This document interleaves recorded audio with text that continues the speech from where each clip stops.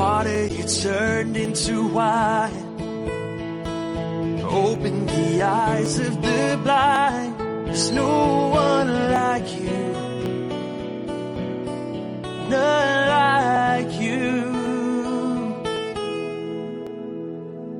Into the darkness you shine. Out of the ashes we rise. There's no one like you, none like you. Our God is greater, our God is stronger. God, you are higher than any other.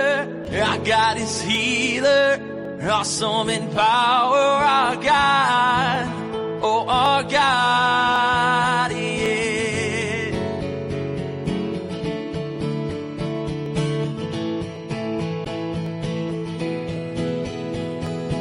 Into the darkness you shine.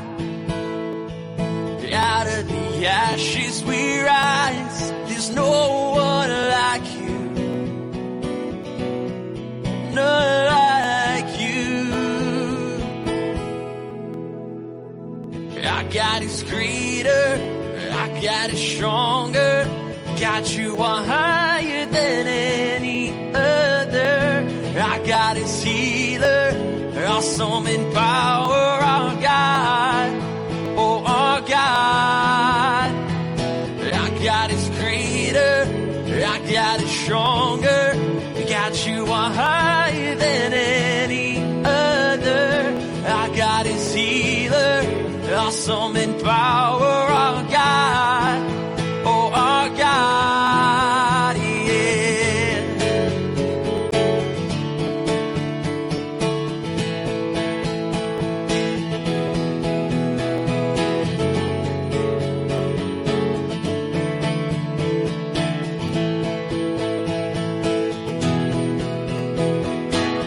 And if our God is for us, then who could ever stop us? And if our God is with us, then what could stand against? And if our God is for us, then who could ever stop us? And if our God is with us, then what could stand against?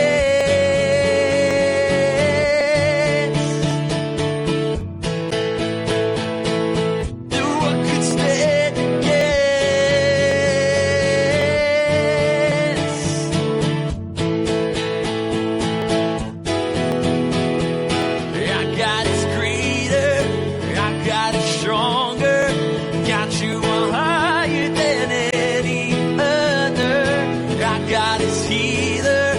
awesome in power, our God, oh our God.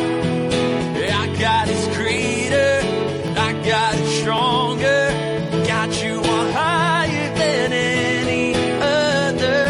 Our God is healer, awesome in power, our God, oh our God. And if our God is for us, then who could ever stop us? And if our God is with us, then what could stand against? And if our God is for us, then who could ever stop us? And if our God is with us, then what could stand against?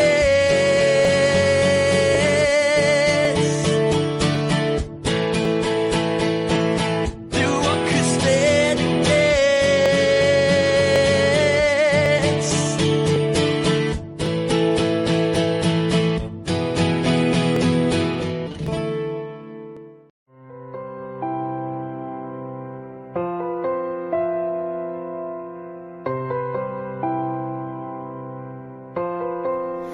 In Christ alone, my hope is found. He is my light, my strength, my song. This cornerstone, this solid ground, firm through the fiercest drought and storm. What heights of love, what depths of peace, when fears are stilled and striving cease. My comforter, my all in all, He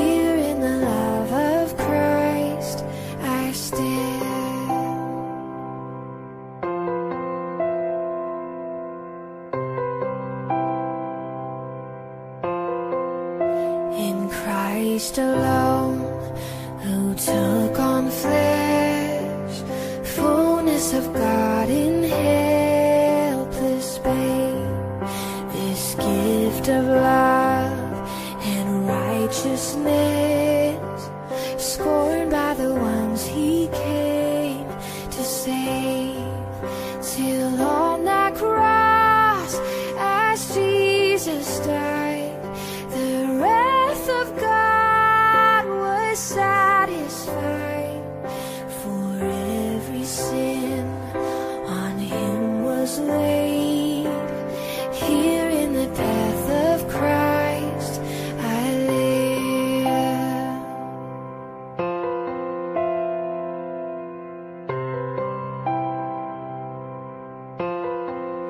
There in the ground his body lay, light of the world by darkness slain. Then bursting forth in glorious day, up from the grave he rose again. And as he stands in victory, sin's curse has lost its grip on me. For I am his and he is mine, bought with the precious blood of Christ. No guilt in life, no fear in death. This is the power of Christ in me. From life's first cry to final breath, Jesus commands my destiny.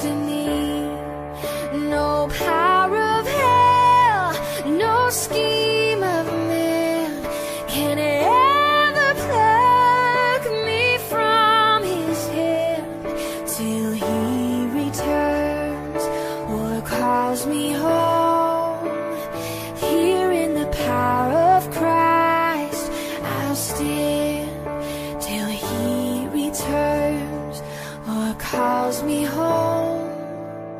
Here in the power of Christ I'll stand.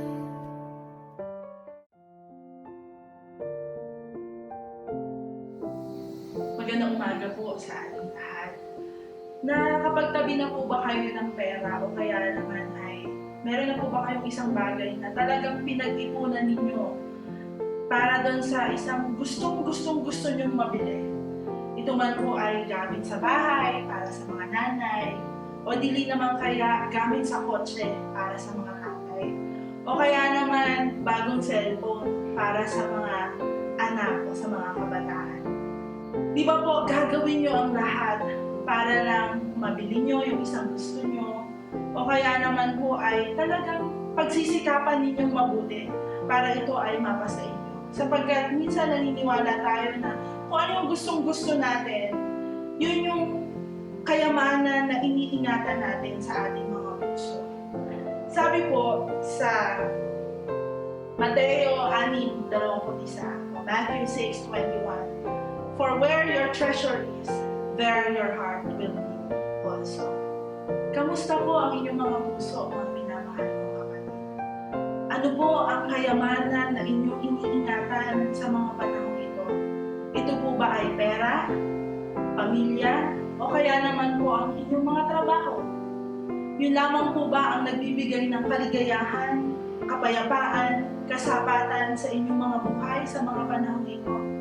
Mga minamahal kong kapatid, ang source ng ating kaligayahan, kapayapaan sa ating mga puso ay nagmumula lamang sa ating Panginoon.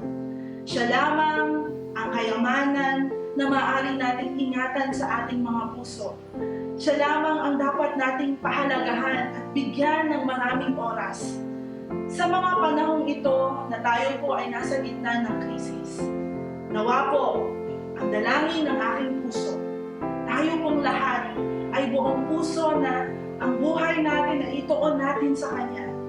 Ang ating paglagong espiritual, ang ating unahin, at patuloy nating pahalagahan si Kristo sa ating mga buhay, sapagkat siya lamang ang kayamanan na iyong mapapahalagahan at iingatan sa habang panahon.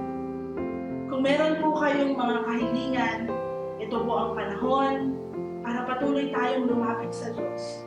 Patuloy nating ilagay sa Kanyang paanan ang ating mga concerns. Patuloy na ilagay natin sa Kanyang paanan na tayo ay lumago at patuloy natin siyang makilala sa ating mga buhay. Kaya po sama-sama po tayong lumapit sa ating Panginoon. Ikaw, o aming Diyos, ang makapangyarihan sa lahat. Ikaw ang pinagmumulan ng kaligayahan, ng kalakasan, ng kapayapaan. Kilala niyo po, O Diyos, ang mga kapatid na nanonood ngayon, ang mga miyembro ng Dasmariñas Unida Church. Panginoon, patuloy ka pong mangusap sa kanilang mga puso ngayong umagang ito. Patuloy po na ikaw ang kanilang masumpungan. Ikaw po ang maging katatagan nila sa ganitong sitwasyon ng aming mga buhay sa gitna ng krisis, Panginoon. Tulungan niyo po ang bawat isa at ikaw po ang patuloy na maranasan naming lahat. Panginoon, ikaw po ang maging kayamanan na iingatan at pahahalagahan namin sa aming mga buhay. At ikaw po, O Diyos, ang patuloy naming makilala sa bawat araw na aming kahaharapin, O aming Diyos ng buhay. Panginoon, patuloy ka pong magministeryo sa aming mga kapatid ngayon at magbigay ng kalakasan at ng pagpapatibay ng kanilang pananampalataya mula ngayon at magpakailanman. Amen at amen. Mga minamahal, tanggapin natin lahat ang basbas mula sa ating Panginoon. Pagpalain nawa kayo ng Panginoon at ingatan kayo. Paliwanagin nawa ng Panginoon ang kanyang mukha sa inyo at mahabag sa inyo. Ilingap nawa ng Diyos ang kanyang mukha sa inyo, bigyan kayo ng kapayapaan, ng kalakasan, ng lahat ng inyong mga pangangailangan, malusog na pangangatawan, matibay na pananampalataya. Patuloy na pakinggan ng Diyos at tugunin ang lahat ng inyong mga dalangin na ginagawa sa kanyang harapan. At ipagtagumpay sa inyo ng Diyos ang lahat ng bagay, pagsubok man sa buhay o karamdaman, gaano man kabigat, gaano man kagaan, sa pangalan ng ating Panginoong Hesus. Amen.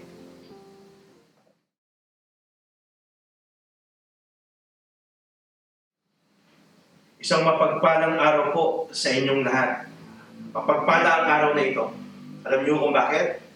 Dahil hindi po napigilan ng kaaway ang church na sambahin ang ating Panginoon in spirit and in truth. Truly, our enemy is defeated. Amen po ba? Purihin po ang ating pong Panginoon. At alam niyo po, nakakagalak sa Panginoon na sa gitna ng ating pong pinagdadaanang struggle as a church and as a nation, ay binibigyan pa rin tayo ng opportunity ng Lord para i-gather ang ating pong pamilya sa harapan ng ating Panginoon at sama-sama tayong sumamba sa Kanya. Nakikita niyo ba yun? Di ba talagang napakalaking biyaya na ibinibigay ng Diyos sa bawat isa sa atin. Kaya mga minamahal na mga kapatid, relax lang po kayo dyan at sama-sama po nating bulay-bulayin ang salita ng ating pong Panginoon. Last week ay natapos na po tayo sa ating pong topic series na Growing Deep in God. Next month, sa kalooban ng ating pong Panginoon, ay magtatalakay tayo ng ibang topic series. Sinisika po natin na ito po ay patungkol sa family. Kasama na rin sa ating pagtatalakay yung pagdiriwang natin ng ating pong 118th anniversary. Nakaka-excite na po yun. At pagkatapos, nakaka-excite pa yung ating pong topic na tatalakayin about the family. Pero for the meantime, this month of April, isang special topic series sa ating pong tatalakayin. Ito po ay meron pong title na Treasures Within Reach. Ito po yung mga kayamanan na abot po natin o kaya naandyan lang sa loob ng ating pong mga bahay or maaaring nasa loob mismo ng ating pong mga sarili, ng ating pong mga puso, pero hindi po natin nakikita. Tatalakayin po natin yan this month sa kalooban ng ating Panginoon. At ngayong araw, ang ating pong topic, how is your heart? Kumusta ang iyong puso? Ano ang kalagayan ng iyong puso? Ang ating pong pagtatalakay ay ating pong kukunin in 1 Kings chapter 17 verses 1 to 24. Nais ko lamang pong basahin sa inyo yung verse 1 to 6. Ang sabi dito, Now Elijah the Tishbite from Tishbe in Gilead said to Ahab, As the Lord, the God of Israel lives, whom I serve, there will be neither dew nor rain in the next few years except at my word.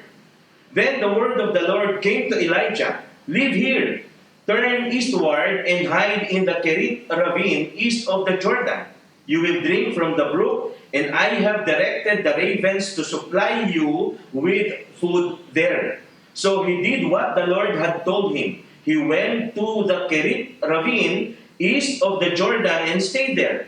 The ravens brought him bread and meat in the morning, and bread and meat in the evening, and he drank from the brook. Yun po mga sumusunod na mga verses from verse 10 to 16, ito naman po yung patungkol sa pagpapadala ng Diyos doon dito kay Elijah, patungo doon sa Sarephat, at ang sabi ng Diyos dito kay Elijah, meron siyang inutusang isang babaeng balot na magbibigay naman sa kanya ng pagkain. And sa pamamagitan ng pananampalataya ni Elijah at nitong babaeng ito, ganun nga ang nangyari.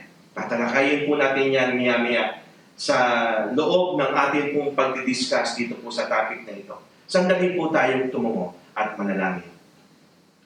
Dakila naming Diyos, aming amang banal na makapangyarihan sa lahat, muli ay nagpapasalamat kami sa araw na ito na inyo pong ipinagkaloob upang kami man ay nasa amin po mga sarili-sariling mga tahanan, kasama namin ang amin pong buong pamilya na makakapag-worship sa inyo. Lord, samahan niyo po kami sa sandali pong ito na makikinig kami ng inyo pong mga salita. Bigyan niyo po kami ng sapat na karunungan. Tulungan niyo po kami na i-commit yung amin pong mga sarili, yung amin pong mga pandinig, yung amin pong buong buhay para sa inyo ngayong umaga. Maraming po salamat. Bigyan niyo rin po kami ng sapat na karunungan upang ang mensahe mo ay amin pong mapagbulay-bulayan ng totoo sa amin po mga isipan at sa amin po mga puso at maunawaan po namin itong lubos. Ikubli niyo rin po ang inyong pong napakaliit na lingkod sa inyong pong napakalaking likuran at ang maitaas lamang ay yung dakila at makapangyarihang pangalan. Sa pangalan ng aming Panginoong Hesus. Amen and amen. Mga kapatid, how is your heart? What is the condition of your heart right now? Pero bago niyo po sagutin yan, pag-usapan po muna natin sandali yung kondisyon ng puso ng mga Israelita. Gusto ko po kayong bigyan ng background patungkol po dito. At kung paano itong si Elijah ay na-manage niya na yung kanyang puso ay manatiling maganda yung kondisyon sa kabila ng ang kondisyon ng puso ng mga Israelita ay corrupt. At ano ang kanyang ginawa para sa kanila. Pinakikilala ko po sa inyo si Elijah, the Tishbite from Tishbe in Gilead. He was the first in the long line of important prophets na pinadala ng Diyos sa Israel at kahit sa Judah. Ang Israel, ito po yung northern kingdom, wala po silang naging faithful na hari throughout its history. Lahat ng kanilang naging hari, wicked. Actually, itong mga hari na ito ay nililid ang people of Israel in worshiping pagan gods. Meron pong ilang mga prophets na nagmula po doon sa tribe ni Levi at meron din po na mga inappoint noong mga kings of Israel, pero all of them were corrupt and ineffective also. Dahil walang hari, wala rin mga saserdote na nagdadala ng Word of God dito sa mga Israelita, ang Diyos ay tumawag ng mga propeta to try to rescue Israel from its moral and spiritual decline. Ini-encourage po nila yung kanila pong mga leaders, even yung people of Israel, to turn their back to God. Bumalik po sila sa Diyos. Now, what is the condition of the hearts of the Israelites? Corrupt, immoral, unspiritual. Ang dahilan, no word from God. Walang hari, wala ring pari na nagsasabi ng word of God dito sa mga taong ito. Wickedness, cruelty, and corruption. Ito po yung mga example na ipinapakita ng kanila pong mga leaders. Now, eto ngayon, pumasok si Elias sa eksena. Ang sabi sa verse 1, Now Elijah the Tishbite from Tishbe in Gilead said to Ahab, As the Lord, the God of Israel lives, whom I serve, there will be neither dew nor rain in the next few years except at my word. Ito pong mga taong ito na nagwo-worship kay Baal, pinaniniwalaan po nila na si Baal ang Diyos na makapagbibigay sa kanila ng ulan at ng bountiful harvest. So, noong ito pong si Elijah ay pumasok sa eksena, humarap dito sa hari na ito na nagwo-worship kay Baal, nagsabi siya na walang magiging hamog o ulan sa mga susunod na mga taon. Nasyak itong si King Ahab. Ito pong si King Ahab, nakapagbuo siya ng strong military defense, pero wala po itong nagawa against the drought. Marami rin po siyang mga saserdote na sumasamba kay Baal, pero wala isa man sa kanila na nakapagpababa ng ulan. Ito ngayon, si Elijah, buong tapang na nagsasabi kay Ahab at sa mga Israelita ng isang kapangyarihang higit sa mga pagan gods. The power of the God of Israel. Now, balik tayo sa puso natin. How is your heart? Kumusta yung puso mo? Does any God occupy your heart right now? Na itong mga Diyos-Diyosa na ito ay nagdudulot sa iyo ng pag-aalala at paghihirap? Meron ka bang mga regrets or disappointments sa puso mo dulot ng mga expectation na hindi nag-materialize? Nadi-discourage ka ba because of your failures?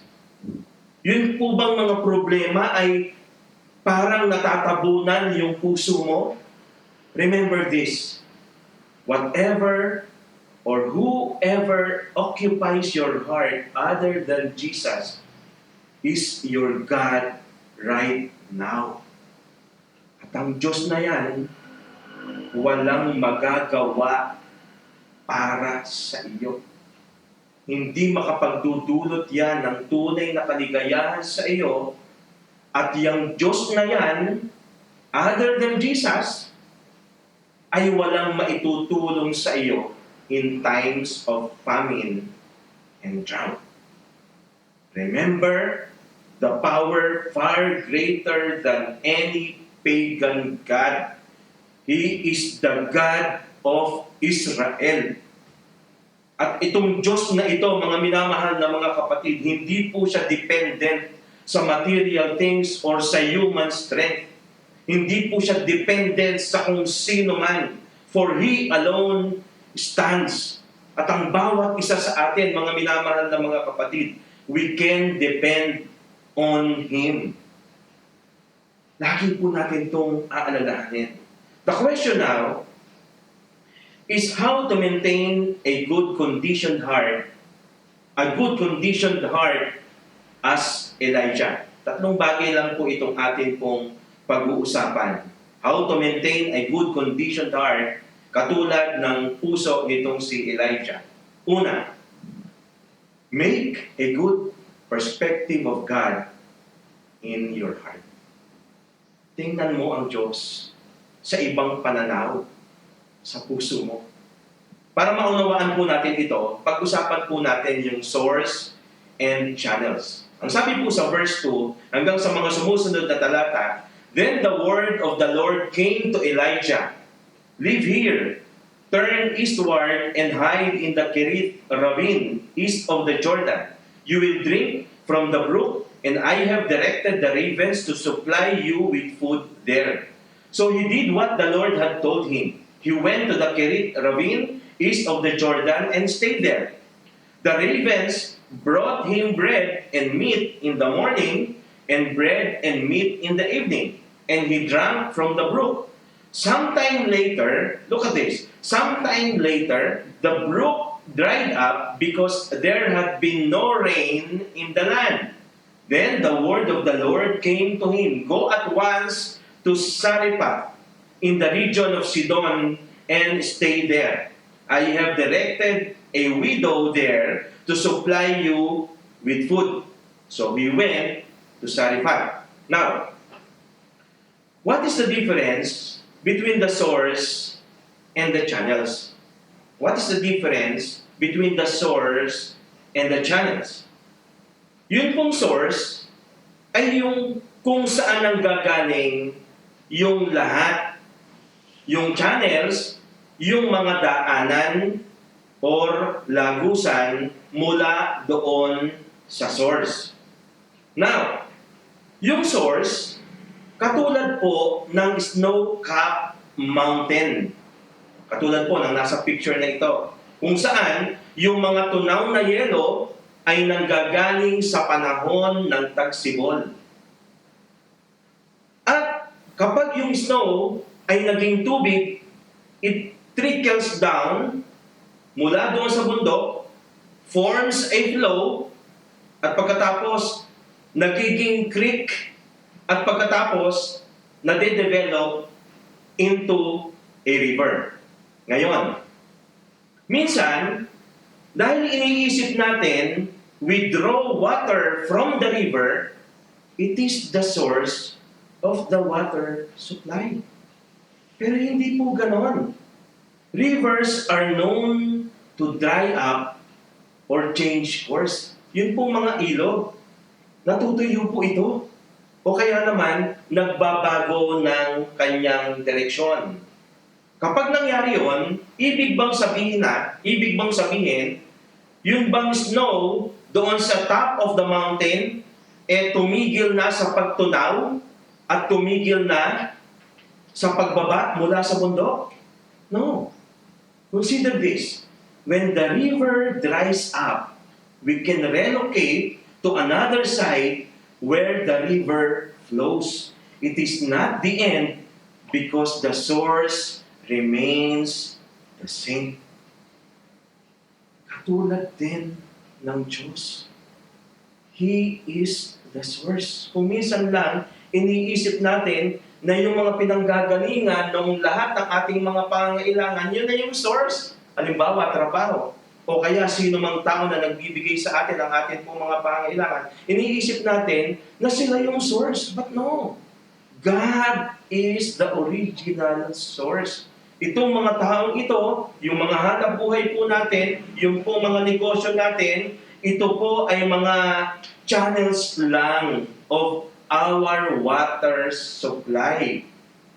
Kapag natuyo itong mga water supply na ito, halimbawa, nagsara yung ating pinagtatrabahuhan, o kaya nawalan tayo ng trabaho, o kaya naman ay wala ng taong nagbibigay sa atin ng ating pong mga pangangailangan, hindi ibig sabihin na nawala na yung water supply from the original source.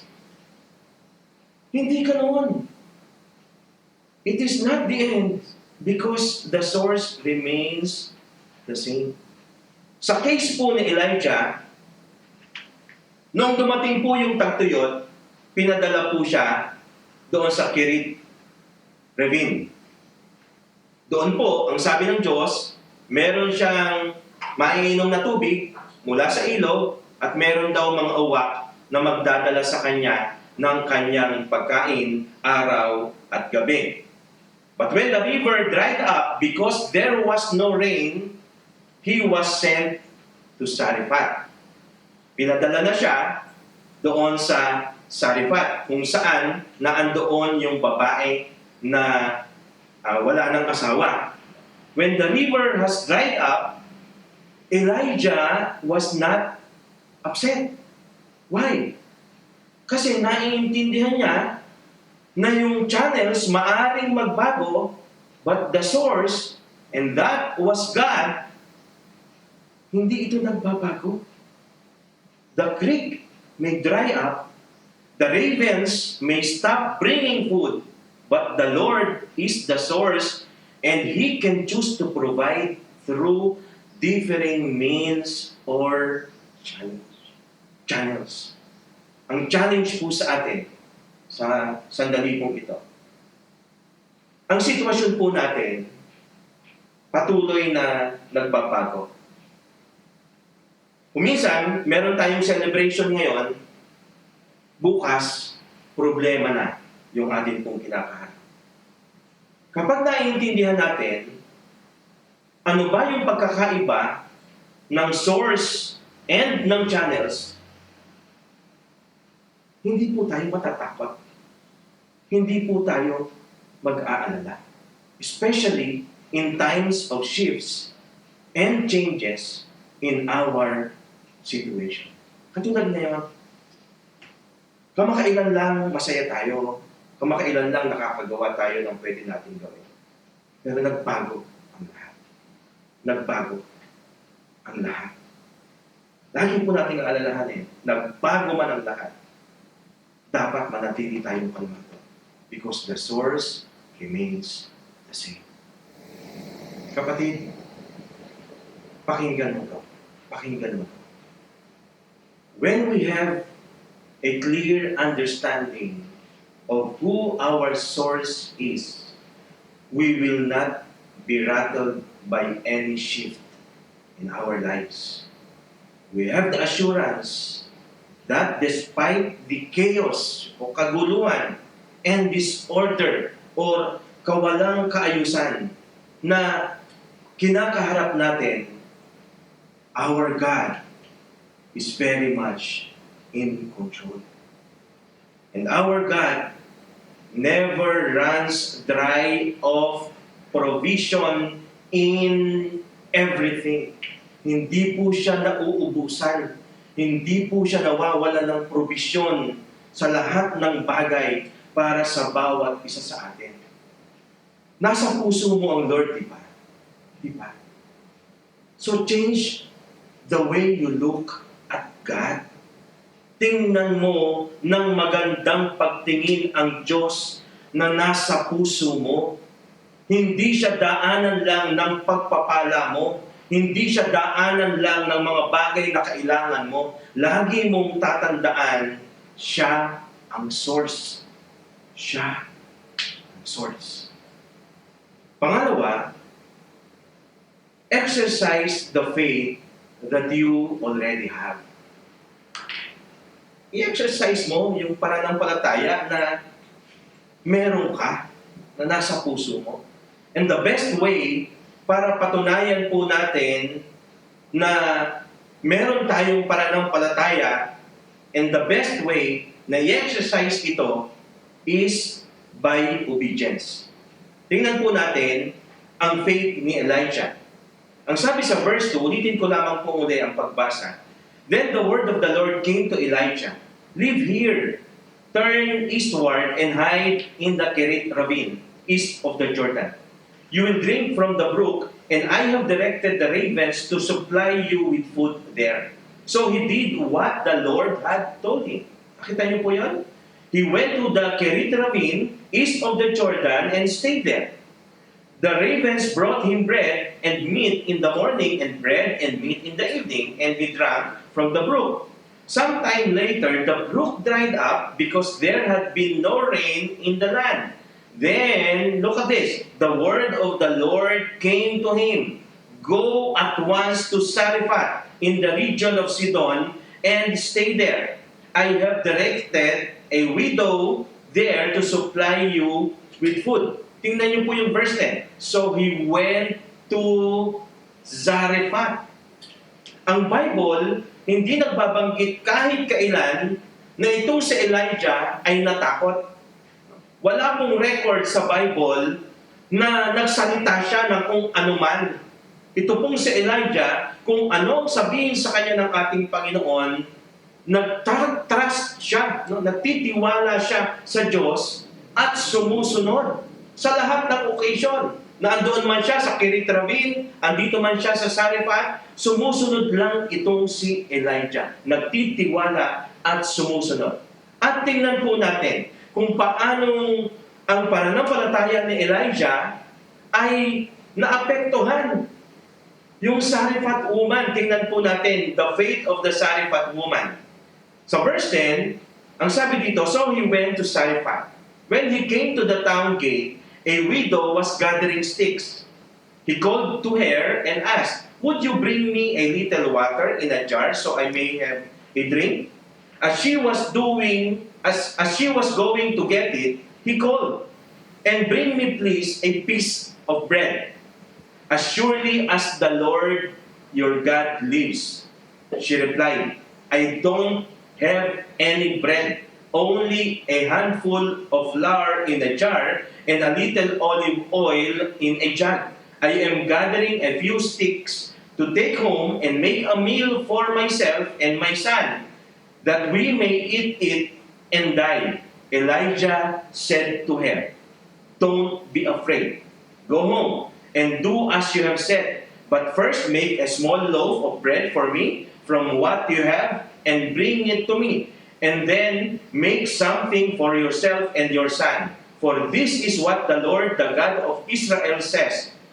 The jar of flour will not be used up, and the jug of oil will not run dry until the day the Lord sends rain on the land. Tingnan niyo po yung verse 15. She went away and did as Elijah had told her. So there was food every day for Elijah and for the woman and her family. For the jar of flour was not used up, and the jug of oil did not run dry. Tingnan niyo po ito. In keeping with the word of the Lord spoken by Elijah. Nung ito pong Zarephath woman na ito, na-meet itong si Elijah, ang iniisip nitong Zarephath woman, ang ipine-prepare niya na lang, last meal na noong kanyang anak. Ang sabi niya pa nga, kaya nga kumukuha ng panggatong, ay para makapagluto ng pagkain dahil meron na lang kaming konting harina at meron lang din kaming konting langis, makakain man lang kami bago mamatay, pagkatapos humihingi ka pa sa akin. Parang gano'n ang gusto niyang sabihin kay Elijah. But a simple act of faith produced miracle. Nagtiwala siya kay Elijah at ibinigay yung lahat-lahat sa kanya para kainin nitong si Elijah. Yung pananampalataya ni Elijah, naapektuhan itong Zarephath woman. Nagkaroon din siya ng matibay na pananampalataya. Remember that dependence in God begins when our independence ends. Or simply, faith can only step in when our dependence on ourselves ends. And also, kung minsan ay iniisip natin na yung mga miracle ay parang out of reach, remember that every miracle, large or small, nagsisimula lang ito with an act of obedience. Maaaring hindi natin ito makita. Maaaring hindi natin makita ang pagkilos ng Diyos hanggang hindi tayo gumagawa ng first step of faith. So consider this. Consider this. You have that faith in you brought by His Word. Meron kang pananampalataya. Yan ay dulot ng salita ng Diyos na naririnig mo. Ito pong babaeng ito, wala po siyang naririnig na mensahe mula sa Diyos. Mula nang siya ay isilang. Maaaring narinig niya lang yung mensahe na yon mula sa Lord noong na-meet niya na si Elijah on that particular occasion. Alam mo ba kung taga saan itong Sarephat woman na ito? Siya po ay mula doon sa teritoryo ni Jezebel. Sino ba si Jezebel? Ang asawa ni King Ahab. Ito pong si Jezebel, kung masama si King Ahab, mas masama si Jezebel. But you are not. Ikaw ay sa Diyos. Di ba? Sa Diyos ka eh.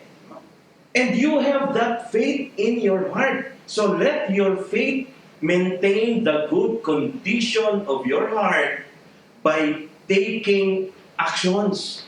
By taking actions. Exercise the faith that you already have. Now, pagkatapos mong magawa ang dalawang ito, tingnan ang mas magandang pagtingin ang Diyos na nasa puso mo at i-exercise ang iyong pananampalataya. Ang susunod mong gawin, and this is my last point, the third point, add love to the faith. Add love to the faith. Ang sabi sa verse 17, sometime later, the son of the woman who owned the house became ill. Ito pong Sarephat woman, yung kanya pong anak, ay nagkaroon ng matinding karamdaman at parang aabot na sa pagkamatay. He grew worse, and finally, stopped breathing. Namatay na nga. In verse 18, she said to Elijah, "What do you have against me, man of God? Did you come to remind me of my sin and kill my son?" Tingnan niyo po yung verse 19 at ang mga sumusunod. Ang sabi ni Elijah, "Give me your son." Elijah replied. He took him from her arms, carried him to the upper room where he was staying, and laid him on his bed. Then he cried out to the Lord. He cried out to the Lord, "Lord, my God, have you brought tragedy even on this widow I am staying with by causing her son to die?" Then he stretched himself out on the boy 3 times and cried out to the Lord, "Lord, my God, let this boy's life return to him." The Lord heard Elijah's cry, and the boy's life returned to him, and he lived. Elijah picked up the child and carried him down from the room into the house. He gave him to his mother and said, "Look, your son is alive." Ito pong si Elijah, meron po siyang pananampalataya pero hindi po natatapos doon. Nakita po natin kung paano naapektuhan ng kanyang pananampalataya ito pong Sarephat woman. Ito pong Sarephat woman nagkaroon din ng kanyang sariling pananampalataya at sumunod sa atin pong Panginoon. Ito pong si Elijah, meron po siyang pananampalataya pero hindi natatapos doon. Dinagdagan niya po ito ng pagmamahal. Dinagdagan niya po ito ng pagmamahal. Elijah gave his life to the widow and her son. Nakikituluyan lang siya doon, pero ibinigay niya ang kanyang buhay dito sa widow na ito at maging doon sa anak nitong babaeng ito. At noong nagkaroon siya ng karamdaman at tuluyang namatay, siya yung namagitan sa batang ito at sa Panginoon. Elijah cried to the Lord for them. Dahil sa puso niya, yung welfare nitong mag-ina. Yung problema nila, problema niya rin. Yung kanilang kagalakan, kagalakan niya rin. Mga minamahal na mga kapatid, Love is not just the basis of God sending His Son to us and the mission to send us to the world. It is also His arm that should be stretched to other people as well. It is our role to other people.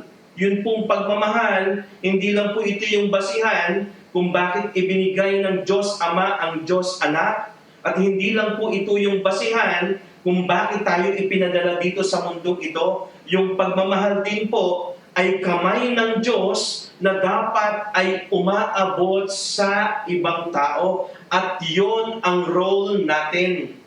Ang kamay ng pag-ibig ng Diyos ay aabot sa ibang tao sa pamamagitan mismo ng atin pong mga sariling kamay, sa pamamagitan mismo ng atin pong sariling buhay. Maintindihan nila ang pagmamahal ng Diyos kung ang pagmamahal na ito ay ipinapakita at ipinapadaman natin sa kanila. Naiintindihan po natin yon? Naiintindihan po natin? So, add love to the faith. Kung meron kang pananampalataya, dagdagan mo ng pagmamahal para maka-reach out ka rin sa ibang tao.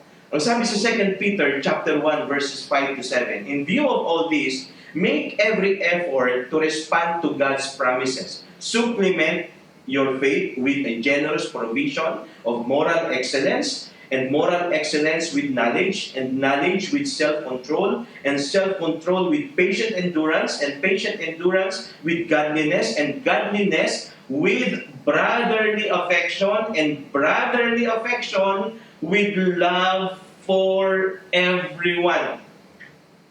At ito po ang gusto kong sabihin sa inyo. Love will not make the condition of our heart go wrong. Yung pagmamahal, ito yung nagpibuild lalo ng puso natin para maging matatag. Para tayo ay makatagal sa lahat ng bagay. Mga minamahal na mga kapatid, maintaining a good conditioned heart as Elijah. Make a good perspective of God in your heart. Tingnan mo ng ibang pagtingin. Ang Diyos sa puso mo. Tingnan mo siya ngayon ng ibang pagtingin. Exercise the faith that you already have. Kung meron kang pananampalataya, alam ko na meron, i-exercise mo yan. Put it into action. And huwag matatapos doon. Add love to the faith. Add love to the faith. Sa ngayon, mga minamahal na mga kapatid, humaharap po tayo sa isang napakatinding pandemic. Isang bagay na hindi natin alam kung kailan matatapos. Parang ang lahat ng bagay ay hindi na sigurado. Hindi na sigurado. It is the perfect time. It is the perfect time. Natingnan mo ng ibang pagtingin ng Diyos. Siya ang source. Siya ang source. Siya ang magbibigay ng lahat ng pangalaman.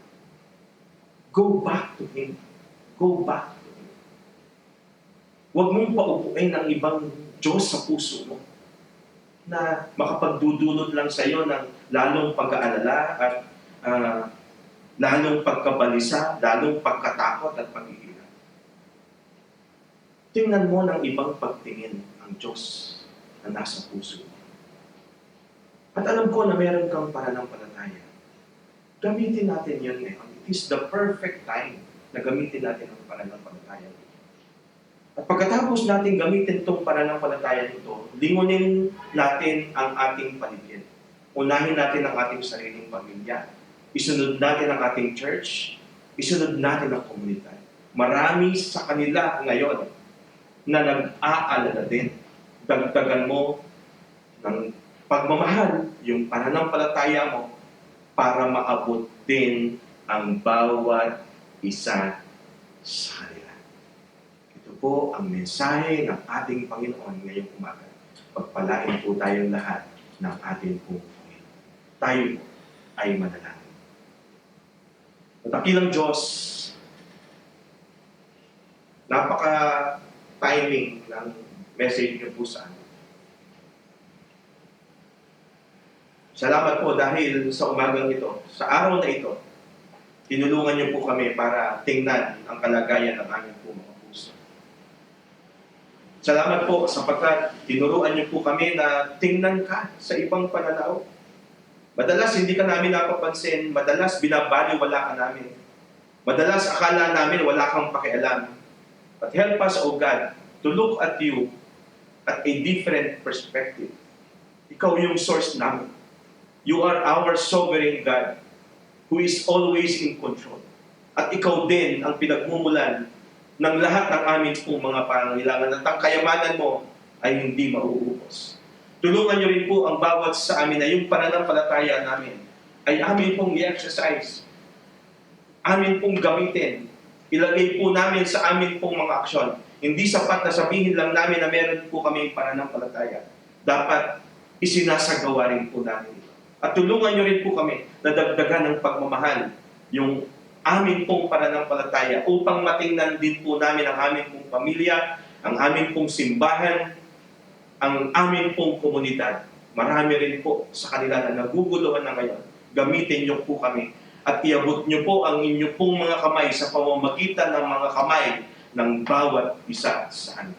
Purihin ka, O Diyos, pagpalain niyo po ang lahat ng inyo pong mga anak saan man kami naroroon ng mga sandaling ito, nasaan man kaming panig ng mundo. Katagpuin niyo po, Panginoon, at pagpalain ang bawat isa sa amin. Ito po ang amin pong panalangin sa matamis at makapangyarihang pangalan ng aming Panginoong Hesus. Amen and amen. I am so blessed, I am so blessed, I am so grateful for all that I have. I am so blessed, I am so blessed, I am so grateful, I am so blessed, I am so blessed, I am so blessed, I am so grateful for all that I have. I am so blessed, I am so blessed, I am so grateful, I am so blessed, I am so blessed, I am so blessed, I am so grateful for all that I have. I am so blessed, I am so blessed, I am so grateful, I am so blessed. God is greater, I got it stronger, got you higher than any other. I got his healer, awesome